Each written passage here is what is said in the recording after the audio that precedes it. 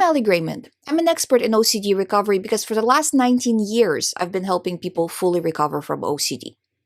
If you would like to do personal coaching with me, all the information is on youhaveocd.com. You can sign up from there.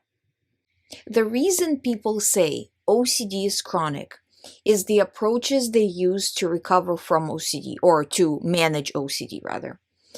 When you use traditional approaches, and traditional approaches are hierarchy, scripting, on-purpose exposures. Those three have the same underlining idea of targeting only the thought of the day. So with hierarchy, you have a list of things that bother you and you work on those things. That's it. That's that list of, let's say, 10 things or even like 50 things. But that's that list. Everything else beyond that, you're not even working on it.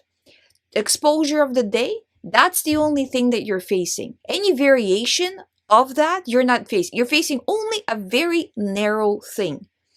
So if your OCD just steps out of the box, a little over to the left, a little over to the right, where it's not exactly the exposure that you're doing through hierarchy, through on-purpose exposures, it's not exactly the scripting, right? The scripting is writing out your scary situation and rereading it over and over again until you no longer fear it.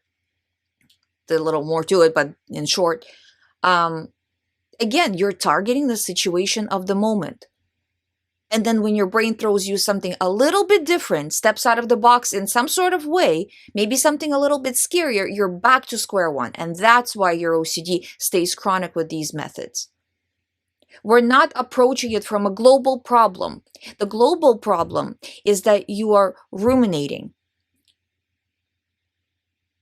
Admit to yourself that you are a ruminator. You ruminate all day long. You probably ruminate outside of OCD too, right? That's the source of the problem. Or you're doing compulsions. Again, with the tracking, right? With the GREYMOND method. If you start to count, you will literally see the numbers drop. And as the numbers drop, you will see the anxiety drop.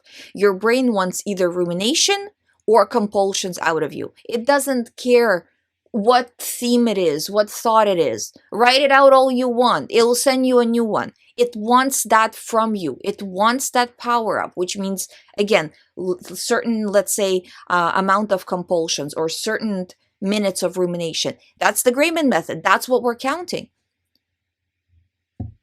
Because that's ultimately what the brain wants from you. And how it's going to get it from you? By any means necessary. It will send you scarier thought. You don't buy into that. Another even more scarier thought. Don't buy into this theme altogether. Another theme. So when you approach it from that way, do you see how silly the hierarchy, scripting, on-purpose exposure approach really is, and how, of course, you will never recover that way? Because it makes no, like, how?